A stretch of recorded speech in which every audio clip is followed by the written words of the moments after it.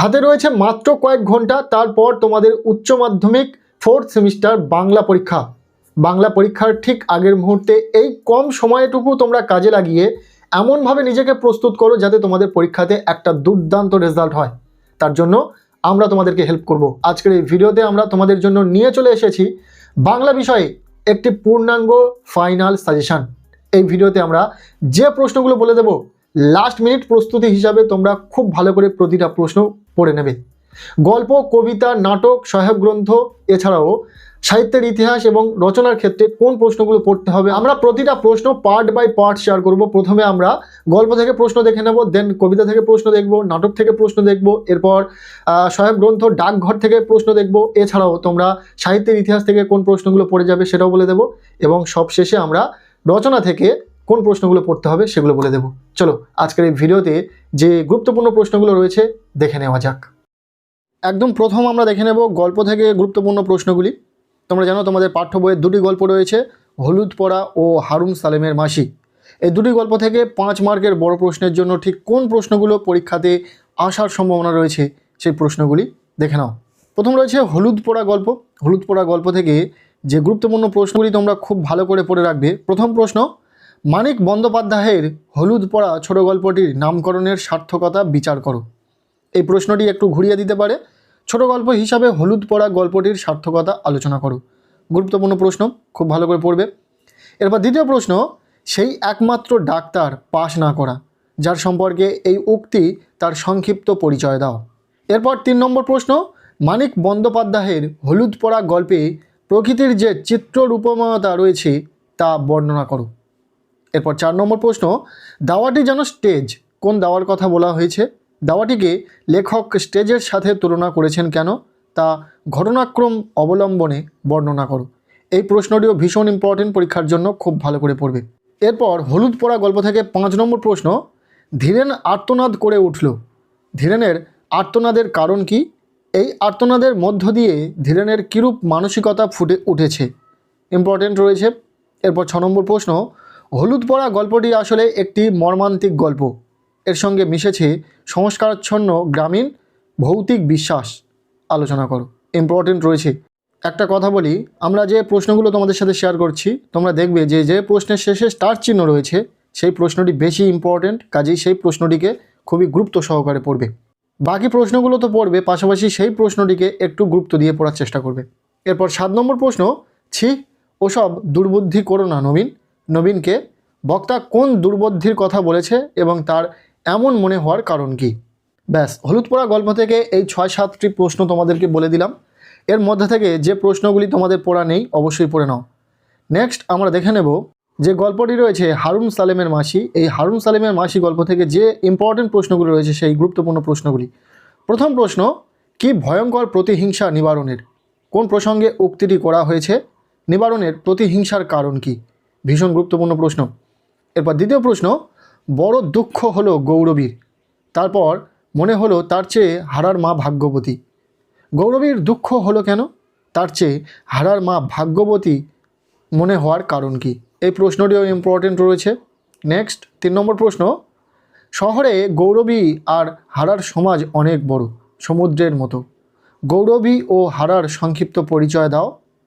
শহরে তাদের সমাজ অনেক বড়, সমুদ্রের মতো, কেন এমন বলা হয়েছে?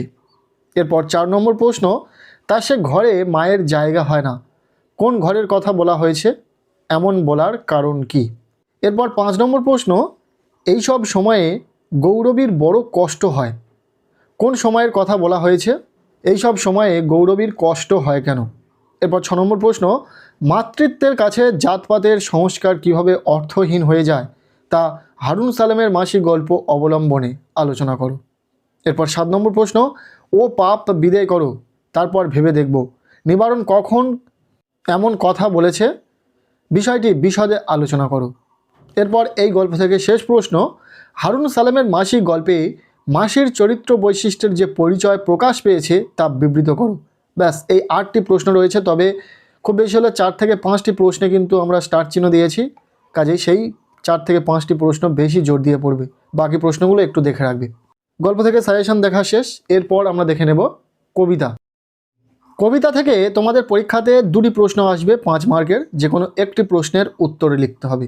তোমরা জানো তোমাদের পাঠ্য বইয়ে 3টি কবিতা রয়েছে, প্রার্থনা, তিমির হননের গান এবং কেন এলো না। এই 3টি কবিতার মধ্যে যে কোনো দুটি কবিতা থেকে পরীক্ষাতে দুটি প্রশ্ন আসবে, একটি প্রশ্নের উত্তরে লিখতে হবে। সো আমরা 3টি কবিতা থেকে গুরুত্বপূর্ণ প্রশ্নগুলি দেখে নেব। তবে তোমরা যদি চাও যে কোনো দুটি কবিতা থেকে গুরুত্বপূর্ণ প্রশ্নগুলি দেখে রাখতে পারো, সেক্ষেত্রেও পরীক্ষাতে প্রশ্ন কমন পাবে।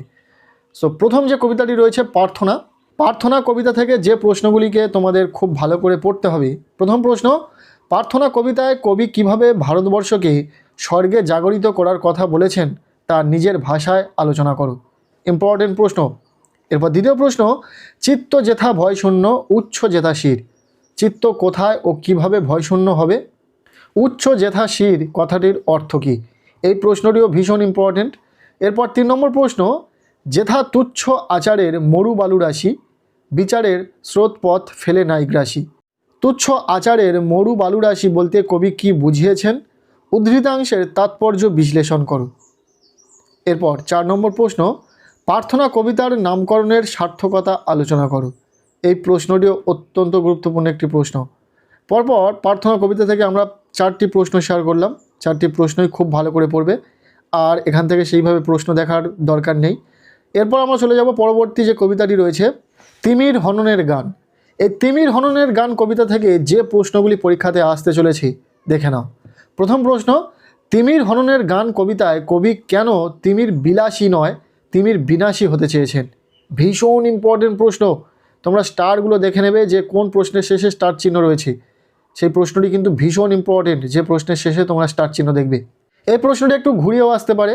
তিমির হননের গান কবিতাটি কোন প্রেক্ষাপটে লেখা? কবি কেন বলেছেন আমরা তো তিমির বিনাশী হতে চাই? নেক্সট, দ্বিতীয় প্রশ্ন, তিমির হননের গান কবিতার মাধ্যমে কবি সত্তার প্রকাশ কিভাবে ঘটেছে লেখো। এই প্রশ্নটি ঘুরিয়ে আসতে পারে। কবিতার নামকরণের সার্থকতা বিচার করো। এরপর 3 নম্বর প্রশ্ন, নিরাশার অন্ধকার থেকে আলোকময় আশাবাদে উত্তরণ তিমির হননের গান কবিতার মূল সুর। উদ্ধৃত অংশ অবলম্বনে কবির আশাবাদ বিশ্লেষণ করো।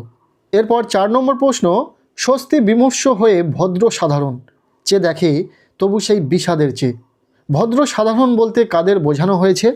কবি এখানে কোন বিষাদের কথা বলেছেন? এরপর আমরা দেখে নেব 5 নম্বর প্রশ্ন, নক্ষত্রের জ্যোৎস্নায় ঘুমোতে বা মরে যেতে জানে। নক্ষত্রের জ্যোৎস্না কেমন, সেখানে ঘুমোতে বা মরে যেতে জানার তাৎপর্য কী? এই প্রশ্নটি ভীষণ ইম্পর্টেন্ট রয়েছে। এরপর 6 নম্বর প্রশ্ন, সূর্যালোক নেই তবু সূর্যালোক মনে হলে হাসি। কোন প্রসঙ্গে কবি উক্তিটি করেছেন? উদ্ধৃতাংশের তাৎপর্য আলোচনা করো। ব্যাস, এই 6টি প্রশ্ন তোমরা খুব ভালো করে পড়ে রাখো তিমির হননের গান কবিতা থেকে। এরপর আমরা দেখে নেব পরবর্তী যে কবিতাটি রয়েছে কেন এলো না। এই কেন এলো না কবিতা থেকে যে প্রশ্নগুলো পরীক্ষাতে আসতে চলেছে লাস্ট মিনিট প্রস্তুতি হিসাবে যে প্রশ্নগুলো তোমাদেরকে পড়তে হবে দেখে নাও। প্রথম প্রশ্ন, মৃত্যুর পাশ কাটিয়ে বাবা এলো ছেলে এলো না। সমগ্র কবিতার প্রেক্ষাপটে উদ্ধৃতাংশের তাৎপর্য আলোচনা করো। এরপর দ্বিতীয় প্রশ্ন, সারাটা দিন ছেলেটা নেচে নেচে বেরিয়েছে। ছেলেটার নাচার কারণ কি? শেষ পর্যন্ত তার পুজোর কেনাকাটার স্বাদ পূর্ণ হয়নি কেন? এরপর 3 নম্বর প্রশ্ন, সুভাষ মুখোপাধ্যায় রচিত কেন এলো না কবিতায় নিম্নবিত্ত পরিবারের যে চিত্র আঁকা হয়েছে তা বর্ণনা করো। এই প্রশ্নটি একটু ঘুরিয়ে আসতে পারে। কেন এলো না কবিতায় সমাজের যে চিত্র কবি তুলে ধরেছেন তার নিজের ভাষায় লেখো। প্রশ্নটি ইম্পর্টেন্ট রয়েছে, খুব ভালো করে পড়বে। এরপর 4 নম্বর প্রশ্ন, কেন এলো না কবিতার মাধ্যমে কবি সমাজের বুকে কোন বার্তা পৌঁছে দিতে চেয়েছিলেন আলোচনা করো। ইম্পর্টেন্ট রয়েছে। নেক্সট 5 নম্বর প্রশ্ন, বারুদের গন্ধে ভরা রাস্তা দিয়ে অনেক অলিগলি ঘুরে মৃত্যুর পাশ কাটিয়ে বাবা এলো। প্রশ্নোদ্ধৃত অংশটির প্রসঙ্গ উল্লেখ করো। বাবাকে কেন এইভাবে বাড়ি ফিরতে হলো? এই প্রশ্নটি কিন্তু আগে দিয়েছি, তবে এখানে যেভাবে প্রশ্নটি রয়েছে এইভাবেও তোমাদেরকে প্রশ্নটি খুব ভালো করে পড়তে হবে। ব্যাস, কবিতা থেকে এই কটি প্রশ্ন তোমরা খুব ভালো করে পড়ে রাখো। এখান থেকেই সমস্ত প্রশ্ন তোমাদের পরীক্ষাতে কমন এসে যাবে। খুব ভালো করে পড়ো। এরপর আমরা দেখে নেব নাটক থেকে গুরুত্বপূর্ণ প্রশ্নগুলি। এরপর আমরা দেখে নেব নাটক। তোমাদের পাঠ্য বইয়ে একটি মাত্র নাটক রয়েছে নানা রঙের দিন। এই নাটক থেকে পরীক্ষাতে 2টি প্রশ্ন থাকবে, যে কোনো একটি প্রশ্নের উত্তর তোমাদেরকে লিখতে হবে। এই নানা রঙের দিন নাটকটি গত সিলেবাসে ছিল এবং তোমাদের নতুন সিলেবাসেও এই নাটকটি দেওয়া রয়েছে। সো যে প্রশ্নগুলো এই নাটক থেকে পরীক্ষাতে আসার সম্ভাবনা রয়েছে ইজিলি সেই প্রশ্নগুলো বলা যেতেই পারে এবং তোমরা খুব ভালো করে প্রতিটা প্রশ্ন পড়ে নেবে। নাটক রয়েছে নানা রঙের দিন, নাটক থেকে যে প্রশ্নগুলো গুরুত্বপূর্ণ রয়েছে দেখে নাও। প্রথম প্রশ্ন, নানা রঙের দিন নাটক অবলম্বনে রজনীকান্ত চট্টোপাধ্যায়ের চরিত্র বিশ্লেষণ করো। ভীষণ ইম্পর্টেন্ট প্রশ্ন, খুব ভালো করে পড়বে। এরপর দ্বিতীয় প্রশ্ন, আমি রোজ লুকিয়ে লুকিয়ে গ্রিন রুমে ঘুমোই চাটুর্যে মশাই। কেউ জানে না। বক্তাকে, তিনি কেন গ্রিন রুমে ঘুমান? নেক্সট 3 নম্বর প্রশ্ন, নানা রঙের দিন একাঙ্ক নাটক হিসাবে কতখানি সার্থক আলোচনা করো। এরপর 4 নম্বর প্রশ্ন, সেই রাত্রেই জীবনের প্রথম মোক্ষম বুঝলাম যে যারা বলে নাট্যাভিনয় একটি পবিত্র শিল্প তারা সব গাধা। বক্তা কখন এবং কেন এমন সিদ্ধান্তে পৌঁছেছিলেন আলোচনা করো। পরপর এই 4টি প্রশ্ন ভীষণ ইম্পর্টেন্ট রয়েছে। বিভিন্ন টেস্ট পেপার পাশাপাশি বিভিন্ন বই একদম নিখুঁতভাবে যাচাই বাছাইয়ের পর কিন্তু তোমাদের জন্য এইরকম একটি সাজেশন আনতে পেরেছি। কাজেই ভিডিওতে একটি লাইক দিতে ভুলো না এবং ভিডিওটি বন্ধুদের সাথে শেয়ার করতে ভুলো না। নেক্সট 5 নম্বর প্রশ্ন, আমাদের দিন ফুরিয়েছে, কে কোন প্রসঙ্গে এই উক্তি করেছেন? বক্তার এই উপলব্ধির কারণ ব্যাখ্যা করো। এরপর 6 নম্বর প্রশ্ন, এই তো জীবনের সত্য কালীনাথ, জীবনের সত্য কি? বক্তা কিভাবে এই সত্যে উপনীত হন? পরের প্রশ্ন, নানা রঙের দিন নাটকের মঞ্চসজ্জার যে বর্ণনা আছে তার নিজের ভাষায় লেখো। এর সাথে নাটকটির নামকরণের সার্থকতা সম্পর্কে সংক্ষেপে লেখো। এরপর 8 নম্বর প্রশ্ন, মোরা হাতি সোয়া লাখ, কোন প্রসঙ্গে এই কথাটি বলা হয়েছে? এখানে মোরা হাতি সোয়া লাখ প্রবাদটি ব্যবহারের গুরুত্ব লেখো। এই 8টি প্রশ্ন তোমরা খুবই গুরুত্ব সহকারে পড়বে আর যে প্রশ্নের শেষে তোমরা স্টার চিহ্ন দেখবে বিশেষ করে সেই প্রশ্নটিকে খুব জোর দিয়ে পড়বে, কেননা সেই প্রশ্নটি পরীক্ষাতে আসার সম্ভাবনা রয়েছে। এছাড়াও আরও কিছু প্রশ্ন দেখে রাখতে পারো যদি তোমাদের পক্ষে সম্ভব হয়। সেই প্রশ্নগুলি আমরা দেখে নেব, যাদের পক্ষে সম্ভব হবে শুধুমাত্র তারাই পড়বে। 9 নম্বর প্রশ্ন, এই পবিত্রতার নামাবলীটা সেই দিনই হঠাৎ ফাঁস হয়ে গেল আমার সামনে। পবিত্রতার নামাবলী বলতে কি বোঝানো হয়েছে, তা কবে কিভাবে ফাঁস হয়ে গেল? ইম্পর্টেন্ট প্রশ্ন। এরপর 10 নম্বর প্রশ্ন, শিল্পকে যে মানুষ ভালোবেসেছে তার বার্ধক্য নেই কালীনাথ। নানা রঙের দিন নাটক অবলম্বনে মন্তব্যটির তাৎপর্য উল্লেখ করো। ব্যাস এই 10টি প্রশ্ন তোমরা নানা রঙের দিন নাটক থেকে খুব ভালো করে পড়ে রাখো, গ্রন্থ ডাকঘর থেকে, যেগুলো পরীক্ষাতে আসার সম্ভাবনা রয়েছে। প্রতিটা প্রশ্ন আমরা দেখে নেব প্রথম থেকে। প্রথম প্রশ্ন, ডাকঘর নাটকের নামকরণের সার্থকতা লেখো। ইম্পর্টেন্ট প্রশ্ন। এরপর দ্বিতীয় প্রশ্ন, ডাকঘর নাটকের সুধা অথবা অমল চরিত্র সম্পর্কে লেখো। নেক্সট 3 নম্বর প্রশ্ন, কিভাবে রাজার চিঠি অমলের কাছে এসে পৌঁছালো ডাকঘর নাটক অবলম্বনে তার নিজের ভাষায় বিশ্লেষণ করো। এই যে প্রশ্নগুলো তোমরা দেখছো প্রতিটা প্রশ্ন পরীক্ষার জন্য ভীষণ গুরুত্বপূর্ণ। পরীক্ষাতে আসার মতো প্রশ্ন 4টি প্রশ্ন পরীক্ষাতে আসবে। অবশ্যই কিন্তু আমরা যে প্রশ্নগুলো এই ভিডিওতে বলে দেব প্রতিটা প্রশ্ন খুব ভালো করে পড়বে, তাহলেই কিন্তু পরীক্ষাতে সমস্ত প্রশ্নই কমন পাবে। এরপর 4 নম্বর প্রশ্ন, ডাকঘর নাটকে অমলকে কবিরাজ বাইরে বেরোতে নিষেধ করেছিলেন কেন? এর সাথে অমলের সঙ্গে ছেলের দলের কথোপকথন নিজের ভাষায় লেখো। ইম্পর্টেন্ট প্রশ্ন। নেক্সট 5 নম্বর প্রশ্ন, সাংকেতিক নাটক কাকে বলে? ডাকঘর সাংকেতিক নাটক হিসাবে কতখানি সার্থক আলোচনা করো। এই প্রশ্নটিও পরীক্ষাতে আসার সম্ভাবনা রয়েছে। পরপর এই 5টি প্রশ্ন খুব ভালো করে পড়বে। নেক্সট 6 নম্বর প্রশ্ন, ডাকঘর নাটক অবলম্বনে ফকিরবেশী ঠাকুরদার পরিচয় দাও। এরপর 7 নম্বর প্রশ্ন, ওখানে নতুন ডাকঘর বসেছে, এই ডাকঘরকে কেন্দ্র করে বালক অমলের আশা আক্ষেপ ও পরিণতির বিষয়গুলি লেখো। ভীষণ ইম্পর্টেন্ট প্রশ্ন। এরপর 8 নম্বর প্রশ্ন, তোমার দুটি পায়ে পড়ি আমি পণ্ডিত হব না, কোন প্রসঙ্গে এই উক্তি? বক্তা পণ্ডিত হতে চায় না কেন? এরপর 9 নম্বর প্রশ্ন, ডাকঘর নাটক অবলম্বনে দইওয়ালার গ্রামের চিত্র বর্ণনা দাও। 10 নম্বর প্রশ্ন, আকাশের তারাটির থেকে আলো আসুক, ডাকঘর নাটকের আলোকে বক্তব্যটি পরিস্ফুট করো। ইম্পর্টেন্ট। পরপর এই যে প্রশ্নগুলি বলা হলো 10টি প্রশ্নই তোমরা খুব ভালো করে পড়ো। তবে আরও আমরা 3 থেকে 4টি প্রশ্ন বলে দেবো যেগুলো তোমরা পড়বে, কেননা পরীক্ষাতে যে কোনো লাইন তুলে যেখান সেখান থেকে প্রশ্ন পরীক্ষাতে দিয়ে দিতে পারি। তো সেক্ষেত্রে তোমাদের যদি প্রশ্নগুলো আগে থেকে না পড়া থাকে সেখানে কিন্তু বানিয়ে লিখলেও খুব বেশি তুমি নাম্বার পাবে না।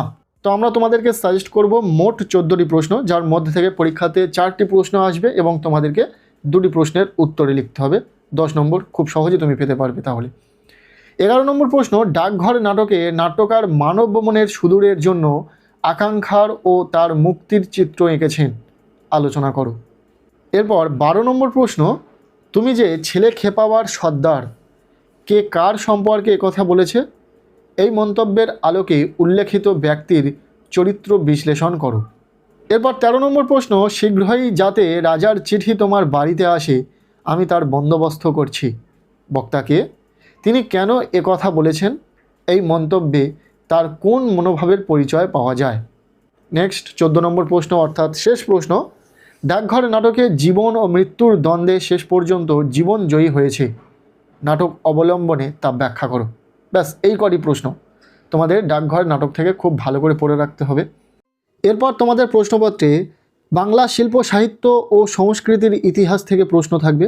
মূলত 2টি প্রশ্ন থাকবে, যে কোনো একটি প্রশ্নের উত্তর তোমাদেরকে লিখতে হবে।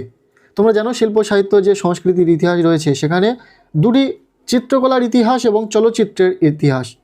আমরা এই 2টি অংশ থেকে মোস্ট ইম্পর্ট্যান্ট কিছু কোশ্চেন দেখে যাব যেগুলো পরীক্ষাতে আসার সম্ভাবনা রয়েছে। প্রথমে আমরা দেখে নেব বাংলা চিত্রকলার ইতিহাস থেকে যে প্রশ্নগুলো গুরুত্বপূর্ণ রয়েছে সেই গুরুত্বপূর্ণ প্রশ্নগুলি। প্রথম প্রশ্ন, পট বলতে কি বোঝায়, এই শিল্প ধারার সংক্ষিপ্ত পরিচয় দাও। ভীষণ ইম্পর্টেন্ট প্রশ্ন, খুব ভালো করে পড়বে।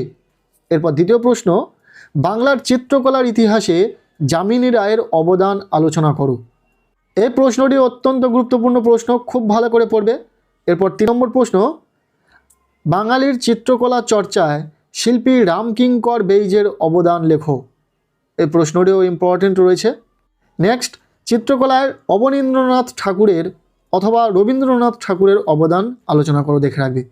রবীন্দ্রনাথ ঠাকুরের তুলনায় অবনীন্দ্রনাথ ঠাকুরের অবদান বেশি গুরুত্বপূর্ণ, পরীক্ষার জন্য খুব ভালো করে দেখে রাখবে। ব্যাস এই 4টি তোমরা দেখে রাখলেই এখান থেকে কমন পাবে। তবে যারা এক্সট্রা দেখে রাখতে পারবে তাদের জন্য আরও 2টো এক্সট্রা বলে রাখবো। বাংলা চিত্রকলার ইতিহাসে জোড়াসাঁকো ঠাকুর বাড়ির অবদান আলোচনা করো।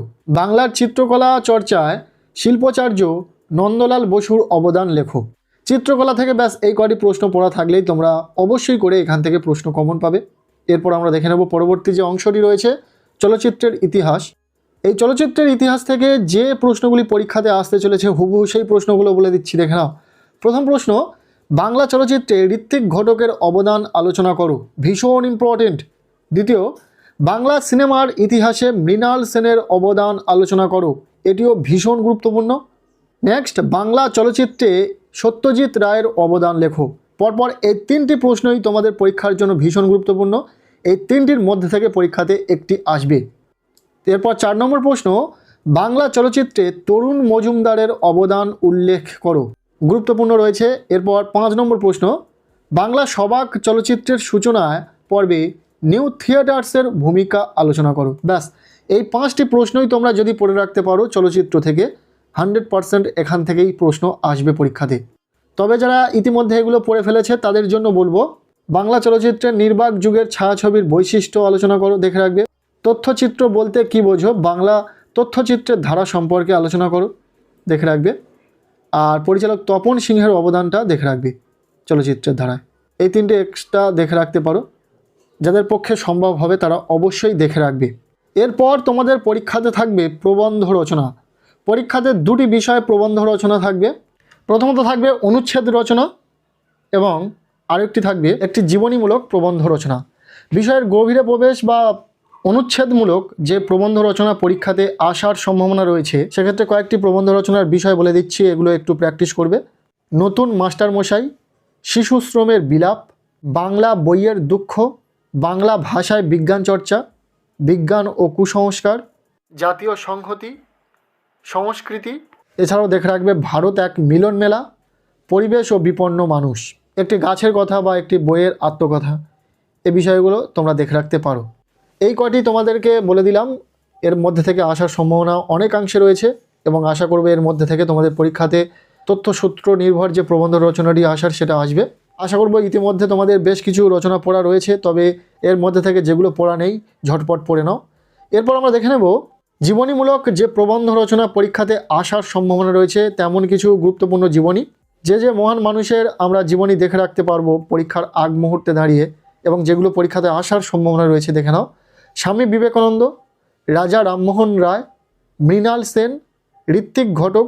মৃণাল সেন, ঋত্বিক ঘটক এগুলো দেখে রাখলে কিন্তু চলচ্চিত্রের যে ইতিহাস সেখান থেকে আসলে পরীক্ষাতে লিখতে পারবে, বা সেই ক্ষেত্রে দেখে রাখলে এখানেও তোমরা যদি রচনা আসে সেটাও লিখতে পারবে।